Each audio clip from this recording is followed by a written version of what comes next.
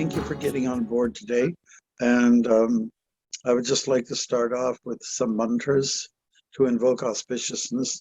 Nama Om Vishnu Padaya Krishna Prasthaya Bhutale Srimate Bhakti Vedanta Swamini Namane Namaste Saraswate Deve Gauravani Pracharine Nirvishesha Shunyavadi Paschadadesha Tarine Shri Krishna Chaitanya Prabhu Nityananda Shia Gadadhar Shiva Shri Gaura Bhakta Vrinda Hare Krishna Krishna Krishna Hare Hare Hare Rama Rama Rama Hare Hare. Chai. So it's a beautiful day today. It's we have maybe just you can count your blessings on this one. 1 or 2 more days till summer, and then we enter into fall. It is a gorgeous day. I am in Muskoka in the town of Bracebridge, and it is beautiful up.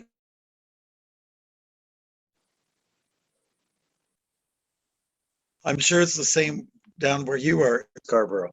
Thank you, Scarboroughites. And it's nice to have Joram on board as well, who recently got interested in Krishna consciousness through Prabhupada's books. Today I wanted to, I was asked to speak, I was given some choice of topics by Ananda Gauranga. So on his list was just do it. That was the last phrase. And so that's where we're going to concentrate. I'd like to also spill over a little bit into some of the qualities of one of our luminaries. His name is Haridas Thakur. Today is the day we're honoring his passing away. So we'll look a little bit at that. So now let's just start off. Just do it. We're all familiar with that phrase. And one particular godbrother of mine, who's been in Ottawa for many years, he makes claim that Prabhupada started the phrase way before Nike, the company, came up with the term. All right. So I'm going to read a little passage from him, and just to qualify my statement on that. So he is the president of our center in Ottawa for about 3 years recently, and his name is Guru Prasad. He's originally from South India. And this is what he has to say about his experience in meeting Prabhupada and the term, just do it. Guru Prasad was saying that Samir, my dear friend, called me to say that Srila Prabhupada was at the temple.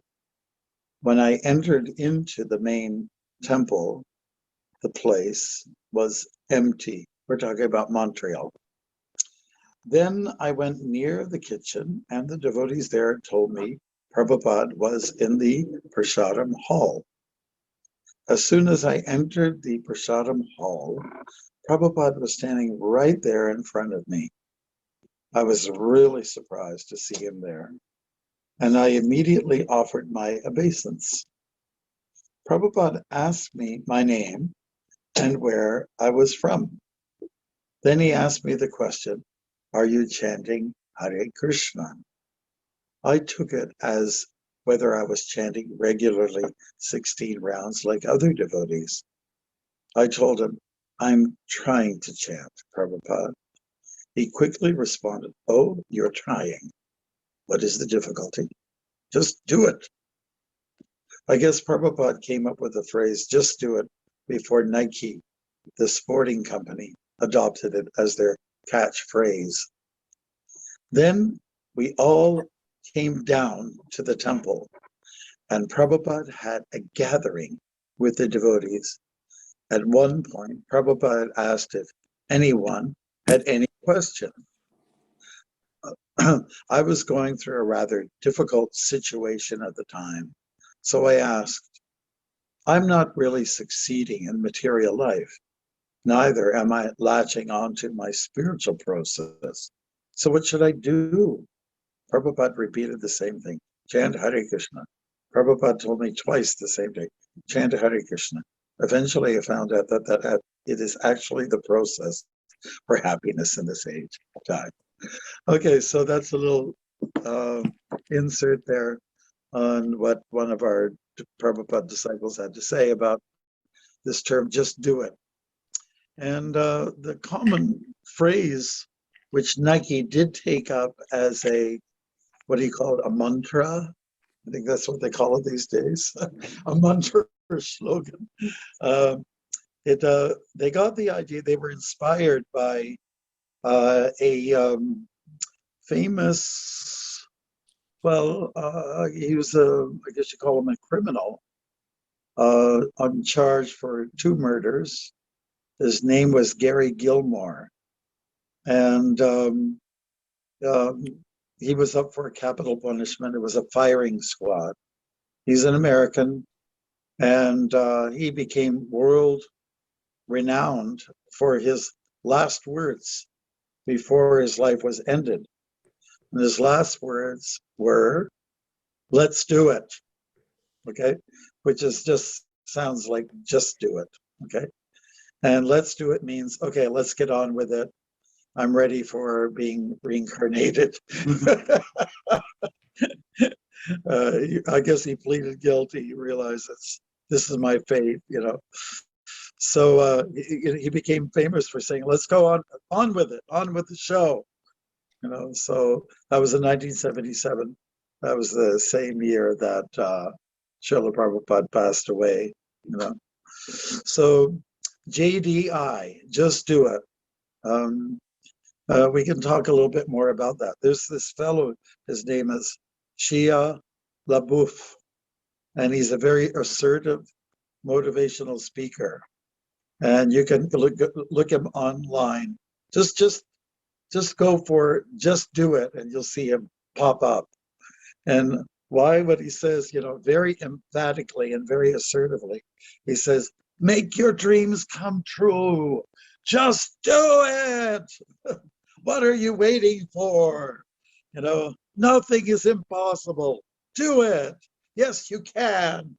You know, it's really fun. So this can apply. That message is almost like Super Soul or Paramatma should be telling us, you know, these things. Just why are you hesitating? You know, hesitation on a good act is procrastination, and it's also a gesture of tamagun, mode of ignorance. And everyone here on the call knows, most likely, you know about the Triguna, the 3 gunas, 3 modes of material nature. There's Sattva guna, Rajaguna, and Tamaguna.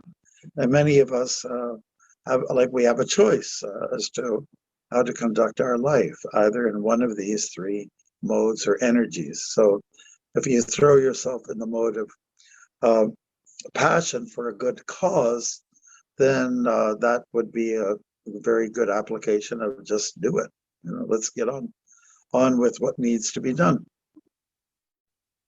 And on the other hand, if someone says just do it means go for sense gratification, that is not you know, your objective here is to kind of like go for a slow self-destruction. When we're all young and you know, let's say in our teens, I think everyone's gone through this experience. There's incredible peer pressure. And the message is, let's just do it. Let's do it together. And, you know, whether it's, you know, the first time of drinking beer and or taking a cigarette or something like that, or premarital sex, you know, I guess those are the main categories where there's a lot of pressure put on in the pop culture for doing these things. But if we're, let's say, trained through Sattvagun in the mode of goodness, then we will apply this JDI in situations which are going to be more helpful and give us long-term benefits instead of short-term benefits.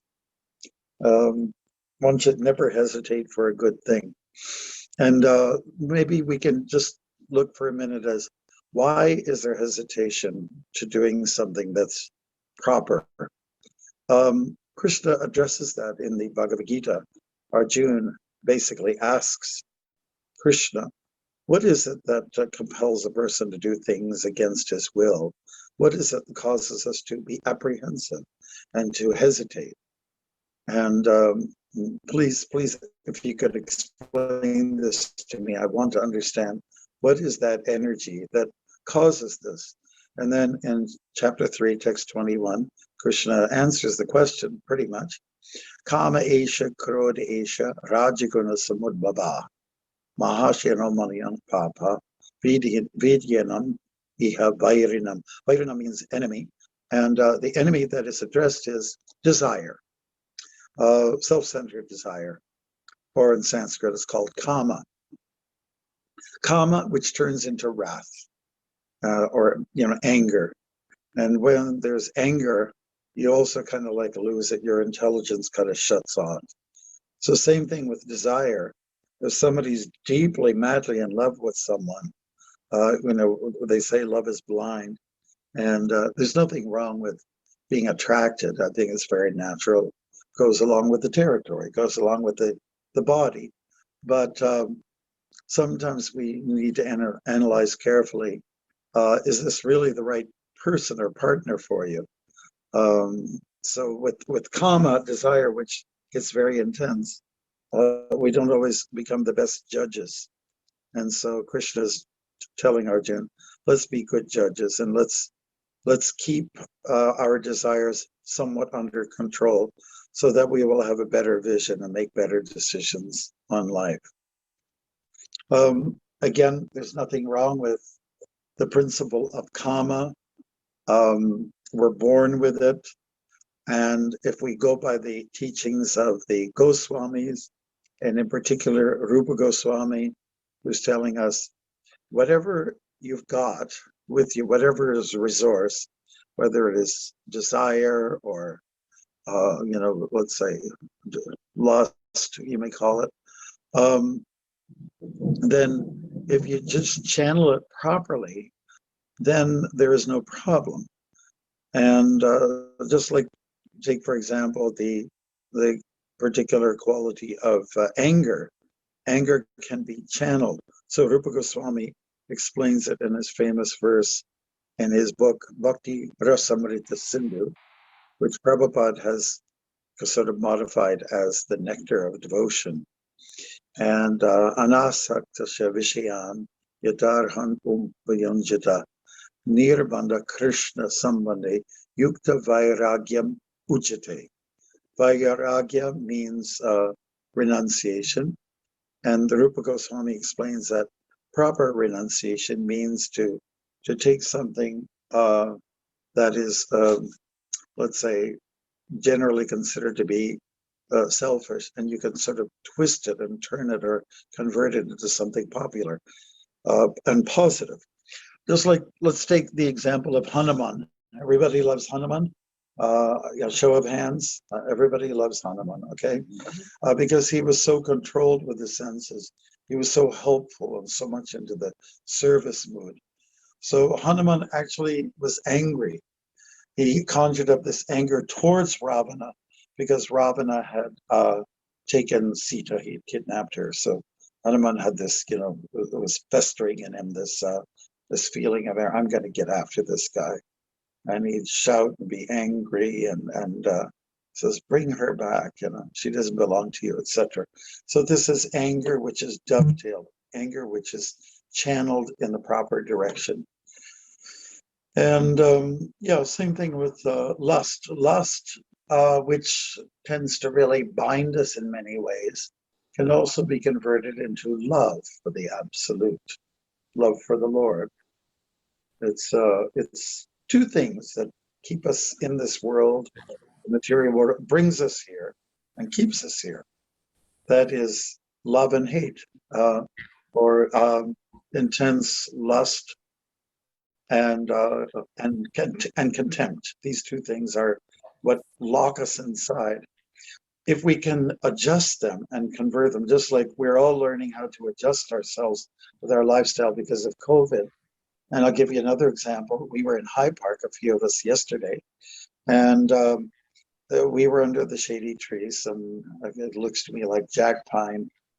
trees, and where there are lots of cones on the floor, and you can't dance too well with them. So we decided that there was a little bit of sun coming our way, and I saw some trees nearby. Why don't we adjust ourselves? Let's go where there's a little more shade, and we won't all get skin cancer, and where there's less cones on the grass, so we can dance for the glory of God, for the glory of Krishna.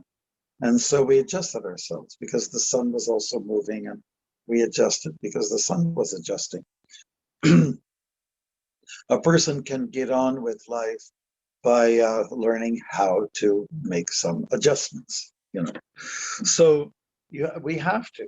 It's just another one of those assertive kind of, let's say, gestures that's imperative. So just do it. And Prabhupada's mood was just do it. Why are you waiting? What's the difficulty? As he was expressing to Guru Prasad Prabhu. So what is it that we should be just doing then? Is it very clear? The Shastras tell us so many things. And one bright boy, whose name is Prahlad, he suggested that there are 9 things that we can do to perfect our life. And there's 9 processes of what we call bhakti, or devotion, love of God. And it begins with Shravanam. Shravanam means to hear, to listen, or perhaps even to read, you know, and to do it reflectively, not just to, you know, move your upper and lower lips and just, you know, read something, or just with your eyes, you know, see something in black and white or on the screen. It's a matter of application as well. So hearing, sensitive hearing is really what we're talking about. That is the first of the 9 processes. And so that's what we should just be doing. The next item on the list is kirtanam. You know, kirtanam means to repeat a good thing. Whatever you've heard that makes sense, that's worth repeating, it should be something that we should apply. Sometimes people will look at Prabhupada's books, and there's one criticism is, oh, he repeats things, but yes, we're dull-brained, so things need to be repeated. After all, things are being repeated all the time. There's indoctrination and brainwashing going on all the time. Like, say, people listen to the same song from the radio constantly, and it's usually just the same message, and it's words repeated like a chorus, and goes again and again and again. It's all looped, you know, one message looped again and again and again. And this is the advertising industry does that very well. So what is suggested by Prahlad, the great saint, he was saying, let us repeat what is worth repeating. So that means if someone says something positive, then you do it. So if you want to listen to this guy, Shia Labeouf, who said, just do it. And he says it very loudly and assertively, just do it. Okay, so, and do what? Okay, 2 of the first items we already addressed. Then the third one is called Smaranam. Prahlad talks about Smaranam. And Prahlad himself championed this particular, let's say, masterpiece of devotion. Smaranam means to recall, reflect on that which was encouraged or enhanced your bhakti. Smaranam means to remember the things that are positive and full of bhakti. Sometimes Smaranam refers to remembering the pastimes of Krishna. So you can only remember them if you've read about them. And if you are really advanced, that you're a super bhakta, then maybe you remember your pastimes with Krishna before you came into this material world. Good luck on that one. But recalling the positive, like I find it's a really good exercise to sometimes look at what were the events leading up to you being Krishna conscious. What was it that turned your life around. Just like sometimes people are a little depressed. And to give an example, someone's brokenhearted because they broke off with their someone they had a relationship with, and their heart is broken and it stays with them for some time. And but then, well, luckily, hopefully, and by providence, they get over it. And what is it that what was the events leading up to that getting over the depression? And maybe it was someone who just came to them and said, "Listen, look at the stars in the sky. Look at there's so much to look forward to. The world is beautiful and it's big, and the sun is shining. It's coming up, and it's trying to send a message to you. Get up and just do it. get over the grievances, and let's get on with it." So that's the third item, smaranam. Then we have padasevanam. That means to follow in the footsteps of great souls. We already talked about Hanuman. Why not? Okay, he was a great servitor of Ram, and he had that paka, as we say, attitude. Yeah, service. Everything. It's all about service to others. When we chant Hare Krishna, we're actually saying to Krishna, "Please, Krishna, you are all attractive. Please allow me to engage in your devotional service. Please allow me to be of service to you." So if you're chanting Hare Krishna and then service comes to you, it becomes obvious, then don't have any complaints, don't hesitate. It's throughout the Yatra time, there's lots to be done. There's a big festival, a lot of kitchen work needing to be done. The temple needs renovations. A lot of work needs to be done. Support is needed. And so just do it. Get on with it. It's the right thing to do. So the fifth item is archanam. Archanam means, maybe for lack of a better word, it's worship. And in our tradition, it means to honor a sacred image. And so that's very big in our culture too. Anything that's sacred should be really appreciated. For me, even a tree is like, I'd love to worship a tree because of the service it offers to us. So everything should be very reciprocal. And this archanam, there's a technique behind it. Many of you have been to the temple. That we have like a tully, a tray, and you've got different pieces of paraphernalia on it, and you have incense, you have water, you have a flame, you have a fan, you have a towel. All these things represent something, and towards honoring a deity of Krishna, perhaps. But we can extend that to other worshipable items. But it's understood if you go to Krishna, then everyone else is satisfied. Mayaiva vihitan hitan means go directly to the root of the tree, and then all the leaves and branches become nourished.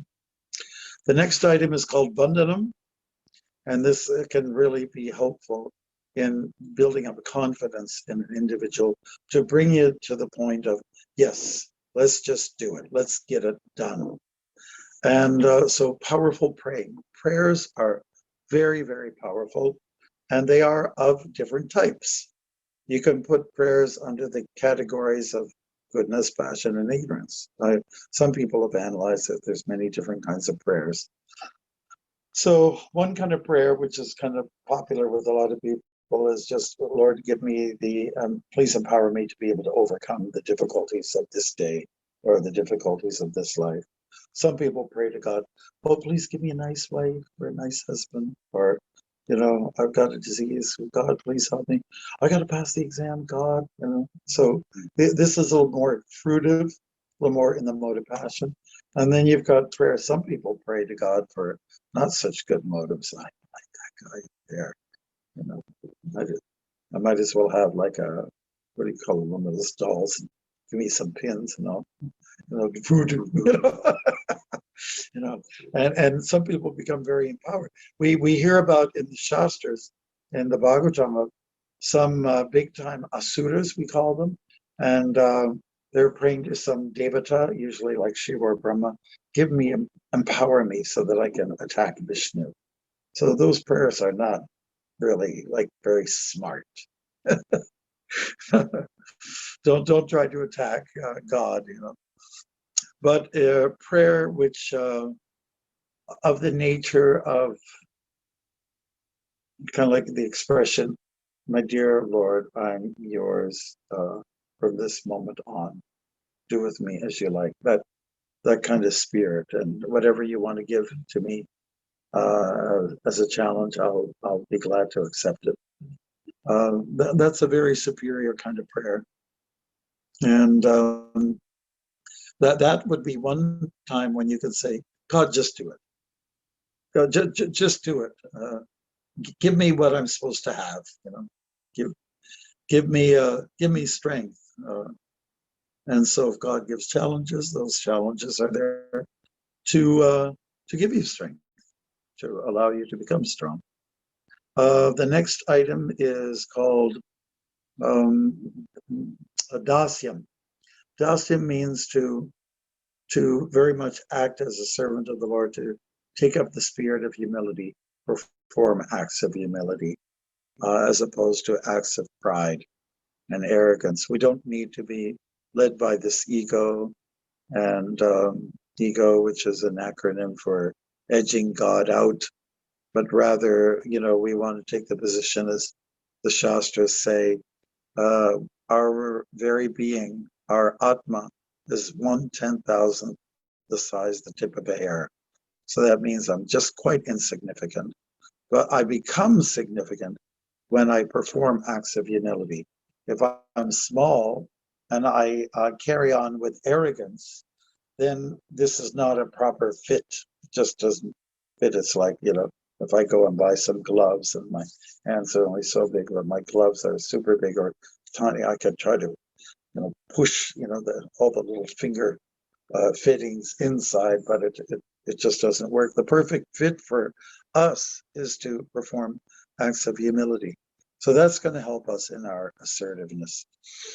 Then we got two more items, and sakya means to befriend God, or the best thing, because in our tradition, it's very difficult to say that you can go to God directly. You go through some kind of channel, a representative, God's rep, and therefore befriend, a friend of God. That would be the best way to put it. It would be a nice practice to make a friend every day, even if you don't become close friends. Just again, perform acts of humility, kindness, and then you are coming close to another soul. Two souls who are maybe quite isolated from each other are now coming together for encouragement. So befriending someone, that would be a real nice practice. Would it be nice to make a new friend every day? I don't think it'd be too hard. Just go out of the way, talk a few exchange of words, and that'd be nice. The last item is Atmanivedanam. That means really to surrender yourself completely. And on the third walk that I did across the country, I was in North Bay, and I got a few interviews there. One was by a New Age yoga instructor, and she was asking me, so what is the purpose of bhakti? What's it all about? Where is it supposed to take you, and what do you achieve? And at that moment, I was struggling a little bit, trying to find the right word. Well, it's really about what you achieve is the spirit of surrender. And then she jumped right into, oh, you mean sweet surrender? Because usually when you say surrender, it's like has negative connotations. This means like you're giving up to the enemy. But what if you're on the wrong side? Then so we are on the wrong side. We're always battling about it. No, I don't want to surrender. God, no. I'm God. Don't you understand? I'm still there. I could still make it. I could still be that supreme power. But that will never be. That's a big illusion. So the term that the woman used, she said, sweet surrender. I said, yes, that's right. Because letting go is what really is relieving. When we resist, this is where the troubles come from. So resist resistance. That's it. Now, there's a great story in the Mahabharata about Yudhishthira Maharaj. In the thick of the war at Kurukshetra, at a very intense moment,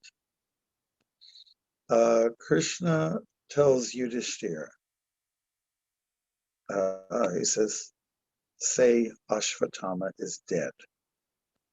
Ashvatthama was the son of Drona. Drona was the commander-in-chief on the part of the Kauravas. And Drona was a fierce fighter.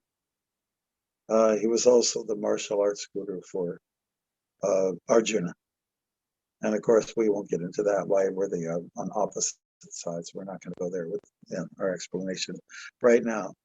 But Krishna told Yudhishthira, Arjuna's bigger brother, said, all you have to do to deal with Dronacharya, who is felling the army of the Pandavas,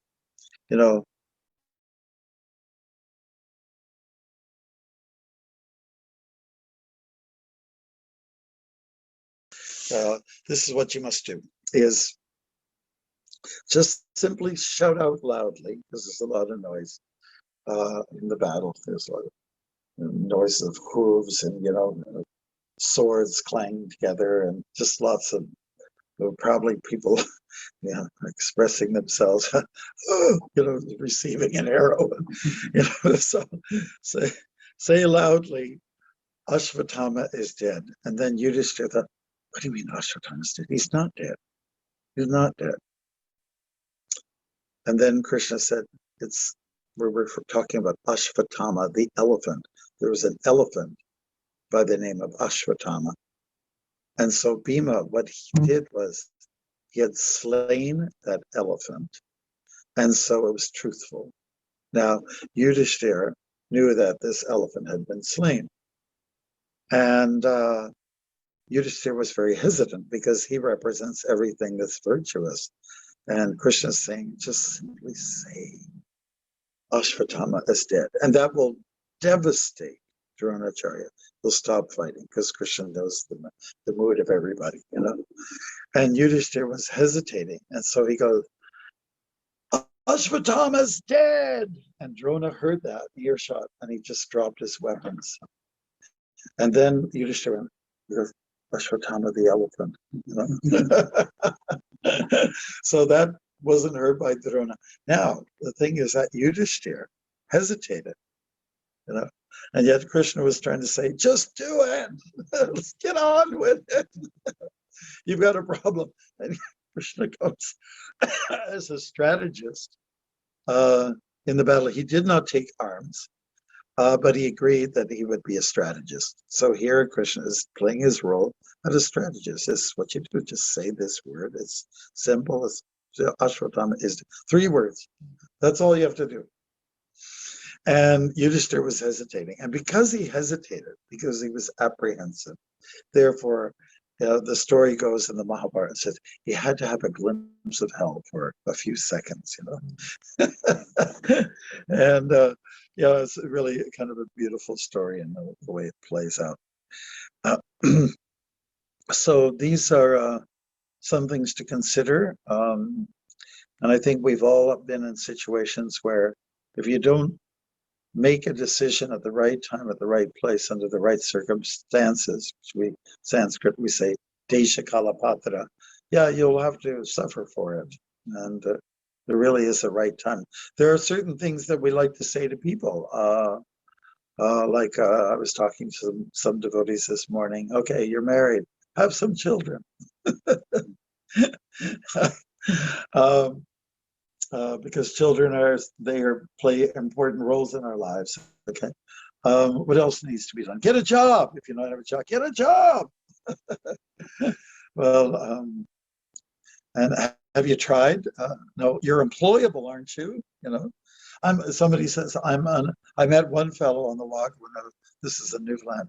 I don't have a job. Said, well, are you trying to get a job? You know, you're employable. You know, he said, I'm unemployed, but you're employable. So I just go and try to get a job. Go and do it, and go and do it needs to be done. You got an exam that you have to go through. You have to study. You know, procrastination is not a good thing. It's a show again of tamagun, of the mode of ignorance, and why hesitate. You know? So let's get on with the show. And if someone, even when it comes to the last breath in one's life, okay, what are you going to do? What should you worry?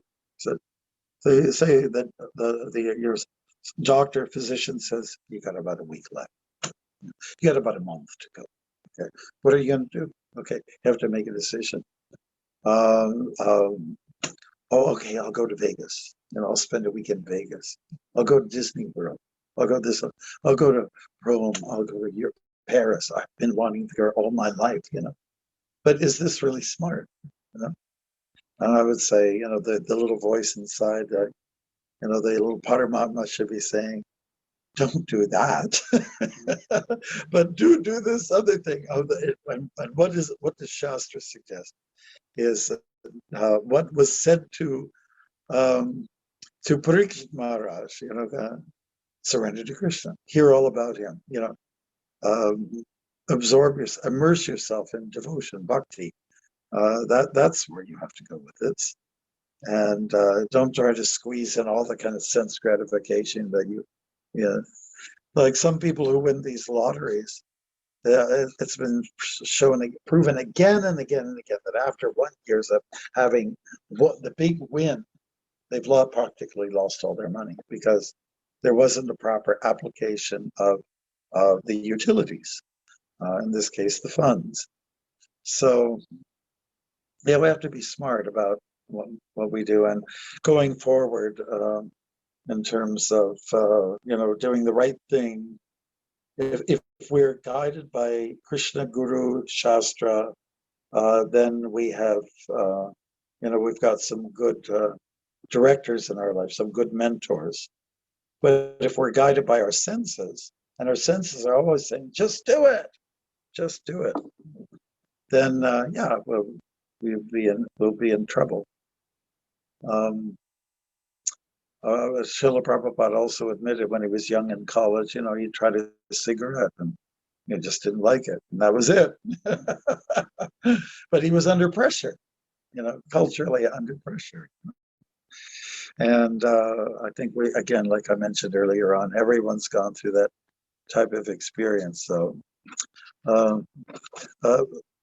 we live in an age of uncertainty, and I'm not implying anything about COVID, but sometimes we don't know what to do. And I would admit, I said, should I travel?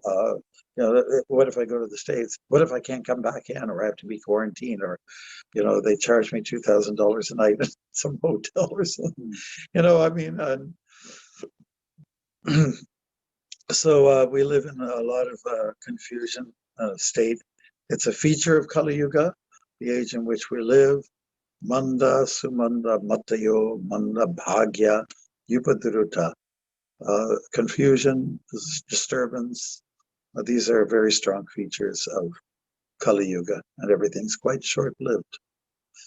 So if we were living in the Satya Yuga, previous age, we'd know that practically like almost 10% people would be knowing that I should cultivate my better side, my spiritual side, my internal self.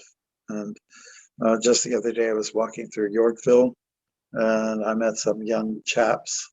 It was nighttime, it was early night. And I just, first of all, I just walked by, you know, kind of the crowds. And then I heard a young man say, "Are you a Christian monk?" And so I stopped and turned around and said, and I walked towards them, where the voice came from. And I said, well, actually, I'm a Krishna monk. So you're a Christian monk? No, I'm a Krishna monk. Krishna monk. Hare Krishna monk? Okay.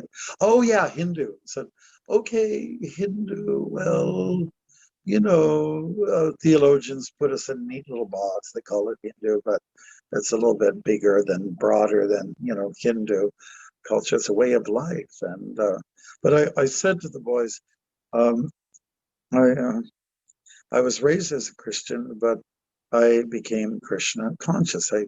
I still believe in Jesus. He's a cool dude, but I added on Krishna. So immediately it resonated with the guys because they were quite bright and they were clean looking, and they weren't like doled out and tamago. They were quite sattvic, I would say. They all grew up together in the same school, so that's good. They were chumming together. And so we kept talking, and I said, so what's your lifestyle like? They asked, and I said, well, there's some self-discipline, but for greater benefits later on, that's why we have it. So, oh, yeah, kind of like if you work out, you get strong and you can be a protector for some people. It's a little bit like that. And, they could appreciate that. And said, so you like your lifestyle? I said, yes, I do. And said, so you don't party? They asked, party, you don't drink or anything like that. No, we did that before, I can compare notes. I did it before. I don't need to do it anymore. It's a waste of time. It's a waste of money, waste of time. And I just went on to say that, here we're cultivating our inner self. But what we do in the pop culture, the world around us, that is, everyone here in Yorkville and anywhere else, we're going for short-term stimulation. So it's never satisfying. So I'm doing something which is a cultivation of the inner self. And yeah, we do have good food, we have good music. So, even it's, for the externals, there's something there as well. But gratification of the internal and external is what we're going for. So our life is rich, it's got depth. And, they seem to really, like everything that was being said. I almost felt like taking them with me and coming to the temple and shaving them up. They were kind of really receptive. They would be good for a program for a monk for a weekend, I thought. Yeah, so just do it. Okay, just do what? Again, do that which is for ultimate benefit, for shreyas, long term, not prayas, short term. So just do those things which are for the ultimate benefit as opposed to remote or immediate benefit. And that's really what we're saying with this term, just do it, or call it a mantra. I'm not sure what the Nike company means by just do it. Just buy the pair of shoes, or, I guess that's probably what they're saying, but it's a positive note. And the first commercial that they came up with it was in the 80s, was an older man. He's 80 years old, and I'm doing so many miles every day, and they showed him there, and just do it, meaning do those things that are good for you. That's what is implied. Those things which are sattvic. Yeah, so do chant Hare Krishna. Do, as Prabhupada has given us regular principles, stay away from the intoxicants. And this is another thing I expressed to the boys in Yorkville. I said, we have people of varying levels of commitment. We've got principles that we follow, but not everyone follows them all of the way. But that doesn't mean we scorn them or we shun them. Everyone must be given a chance to, incrementally, evolve and develop. If I put someone down because they can't really come up to the mark, to my so-called level of what I can do, then I'm just being a fanatic. And there's nothing worse in the world than fanatics. I think, in my opinion, there's two types of people that are undesirable to have in your circle: gossipers and fanatics. And sometimes you get some people they do both, like double trouble. Yeah, there's nothing worse. Fanaticism. Yeah. Just in closing, what I'd like to say on that, they usually play on the word fanatics. We're not fanatics, but we are fun addicts. We're addicted to fun. And fun comes from chanting, dancing, taking prasadam, philosophizing, and doing abundant amount of service for others, just serving others. And you'll feel light, you'll feel bright, you will glow, and you will go. So just do it. Hare Krishna. So we do have some period for your questions. Is Mother Amul? Yes, Maharaj. Are you steering the questions or something like that? And I yes. have people in my room, they might have comments as well. Very good, Maharaj. We can start with the one question. I would like to thank you for giving a wonderful class today, Maharaj. And I think we are taking your mantra, just do it. Like if I cannot do 16 round, I can say just do it. So we're going to remember that. One question is that out of the 9 processes of bhakti, if someone follows only one of them, like only chanting, is that good enough? Prabhupada speaks about that, and he says, yeah, that's great. That's wonderful. Because let's look at one shloka from Bhagavad Gita. Nahabi kramanashosti pratyavayo navidyate swalpamapyasya dharmasya trayate mahatobayat. If you just do a little bit of seva, a little bit of service in one of these categories of 9, there's no loss, there's no diminution. In fact, you get a certain amount of strength from doing that. We have to start somewhere. When we use that term snowballing, I remember I was a kid long ago, and it was we had a fresh snowfall, and I just took a snowball and I just put it and I rolled it, and I suggested to my friends, here, you can make a big snowball. And then we made a snowman eventually, So it's like whatever you start small, that is, of some significance, let it grow, let it expand, and but it has to start at some point. It's really a seed for a big banyan tree. Or let's be more at home. I'm up here with the white pines, and starts with one seed, just a little thing like this, and it goes into the ground, and it becomes this humongous tree that spreads its arms like this, as if it was Chaitanya Mahaprabhu going Haribol, and that's the magic of it all. So you have to start somewhere, and you can't expect people to do a big Hanuman leap and jump from this piece of land to the next over like an ocean. It's got to be incremental, and that's the gradual process. It's a safer way to go. Thank you, Maharaj. Thank you, Maharaj. Wonderfully answered. And I like the example you gave. That is, we have to start from like a snowball making and then snowman. Right? Thank you very much, Maharaj. That's good. Very good, Maharaj. You always speak nicely, logically, and making it very attractive. Thank you, Maharaj. We have one more question if we can go over. The question is, Lord Krishna broke many promises during the Kurukshetra war. Example, he took the vow not to use any weapons. Yet he tried to attack Bhishma Dev with the chariot wheels. Yes. He was not supposed to, just I'm reading from the chant. Yeah. So he. But yes, a few points we'd like to make on that is that, first of all, he raised a weapon, he didn't use it.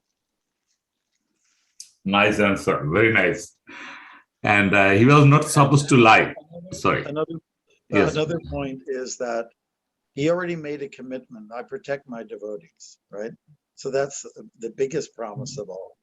So you have a whole bunch of promises, and you're in a quandary, a point of making a major decision. You have to look at all the promises you made, and you have to consider the cardinal one, the big one first. Okay, the biggest one is I have to protect my devotee. So when Krishna saw that Arjuna was in trouble, Krishna acted swiftly without apprehension. He just did it and picked up that wheel. I said, Bhishma's going to get it, he's going to get it. But it only went so far. Arjuna came to him and he grabbed him by the calves, by the shins, and he said, no, don't do it, don't do it. You made a promise that you will not take up any weapons. So the devotee saved Krishna from an apparent wrongdoing. So Krishna did not release the weapon. He held it up in the air and was threatening, but he didn't use it. And the point number 2 is when you have a lot of commitments, vows you've made, you sometimes have to balance it and see which is the most important, which one takes priority. So for saving his devotees, this takes the optimum, let's say, preference. There we go. Thank you, Maharaj. This is very nicely said that saving devotees is the preference. That's nice, Maharaj. A subsequent question of the same person is, how could we justify that Krishna insisted Yudhishthira to say that Ashwatthama is dead? Well, because it was true, right? There was it's a little bit ambiguous, but there was an Ashwatthama that was slain, that died. So there was no untruth. What this little episode demonstrates is Krishna's incredible wit and his being able to, swiftly come up with a strategy to save his devotees. Again, another, like a promise that he made. Dronacharya was very effective in felling the Pandavas, and it was Krishna's obligation, and I have to protect these boys that stand for everything that's virtuous, dharmic. So it shows Krishna's that he's very swift to come up with some measure that would save the day. Shows that he's smart. Thank you. Yeah, he's the supreme brain. Thank you, Maharaj. Wonderfully said, and we are happy. The questioner is also happy, and we understand now that Krishna's preference is to save the devotees and help the devotees. Thank you, Maharaj. Now we can hear the questions from your congregation there, Maharaj. Well, I have 2 devotees in the room here, and there's other people in the house. I think they're just working really hard to get the prasadam together. Do you have any comments you like? Because I can always repeat. Anything at all? It was very clear, Maharaj. Oh, so just to point that things were made pretty clear, and that is also by the mercy of Prabhupada. Yeah, there's a lot of amazing stories from the Mahabharata, Ramayana, that sometimes actions by the Lord or an avatar or by some outstanding devotee could be a little puzzling. And so we go for clarification. Therefore, there's need for clarity and purports. The Prabhupada writes purports to go for clarity. And sometimes people say, I don't understand this purport. Then you have to purport the purport. That's the problem with us humans. We always want to go for clarity. Our lives it's too bad we can't be like animals, who always just do it. I mean, there's no, like if we're in black bear country here and a bear I smell food, I'm just going to go for it. And if he ignores your signage that says private property, no trespassing. He's just going for it. He's just going to do it. Because I have to eat. Why? Because winter's coming and I need to have all this food stocked inside my tummy so I can survive the winter. So that he acts instinctively, but he just does it. There's no hesitation. Human beings are such wimpish creatures. A lot of times they just hesitate like anything. They're masters of hesitation, especially when it comes to doing the right thing. Yeah. So, yeah, clarity. Was some couple of yoga teachers from Florida I met, and they said, "So what's the goal of life? What is your idea? What's your take on the goal of life?" And I said, "Isn't it that we're just trying to get clean? Aren't we trying to get rid of the mental clutter? Aren't we trying to go for purity? So when there is purity, then the rest is left up to, the deliverer of the souls. If you're pure and clean, they'll pick you up and say, you're going to a clean place. Where you've been, it's kind of dirty. A lot of contamination and a lot of misappropriations of things, and a lot of hate and lots of contempt, and let's put you in a different spot. We're going to put you in a better place. We'll advance you. We'll take you to the advanced class.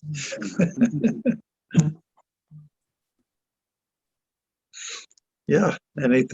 Anything else then? I think our time is almost done.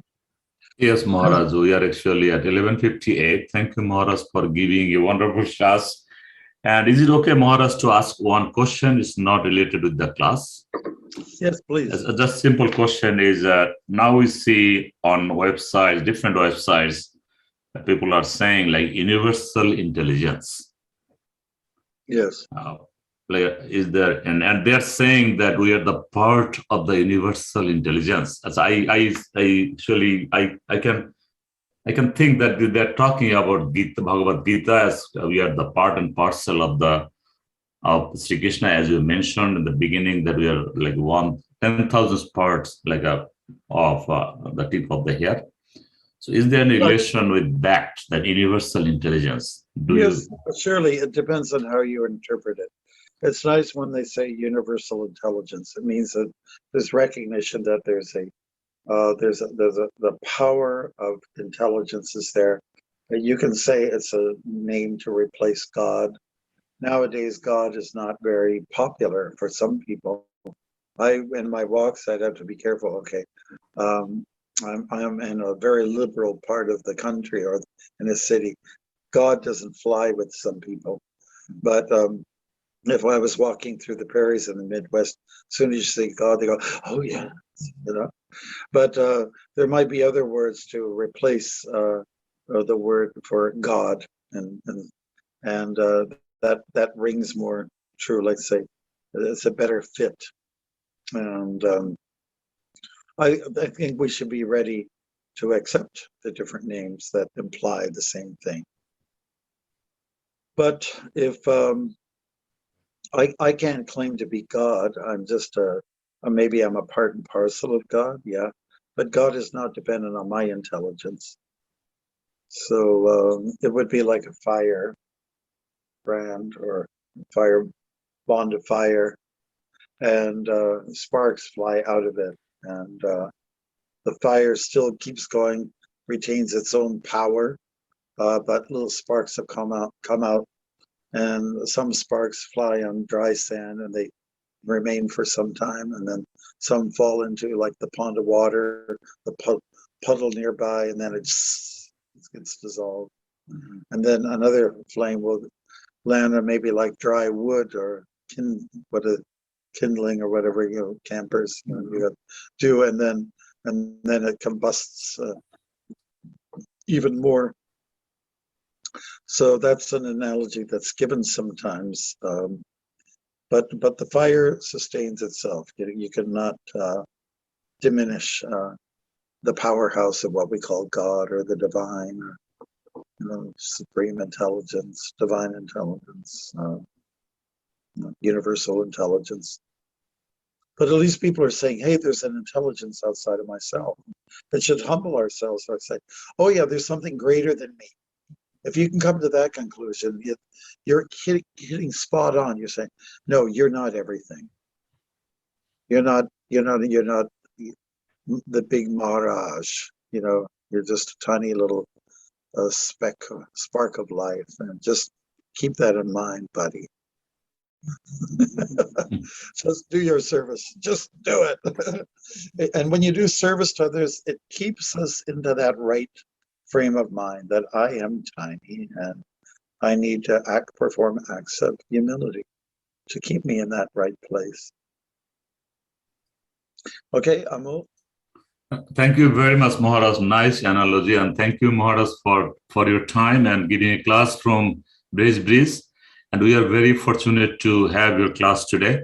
I just like to remind everyone, Maharaj, as you know, that our temple is open today from 3 to 6 p.m. for Radharani celebration. And all of us can go there and have the darshan of Srimati Radharani between 3 to 6 p.m. Thanks, everyone. And thank you, Maharaj, for giving a wonderful class. Do you have one more minute? Can I share one more minute with you? Sure, Maharaj, we have lots of time for you, Maharaj. We are very eager to hear from you. Please. I wrote a poem about Radharani the other day. Nice. And it will just take a minute to recite it. Okay? So yes, here it please. is. The embodiment of beauty, the spirit of purity. Her complexion resembles gold, while her senses are controlled. She's calm, composed, collected. To all souls, she remains connected. She is the epicenter of radiance, as a flower's essence is fragrance. She is a master in the cuisine. After her craft, she keeps it all clean. She is a teacher of surrender, holding no place for a pretender. For those who are morose, to her, you can't come close. She is the epitome of the feminine, spontaneous in love, beyond regimen. Loyal to the prime one, through him, devotion had begun. She is indeed the goddess, the queen, the only way to get to the king. And her name is Radha. Hare Krishna. Thank you, Maharaj. And she's the queen. Yeah. And the only way to go to the king is through the queen. Right. Thank you, Maharaj. Hare Krishna. Thank you very much. Thanks, everyone. And thank you, Maharaj, for giving a wonderful class. And thanks again. We are very blessed.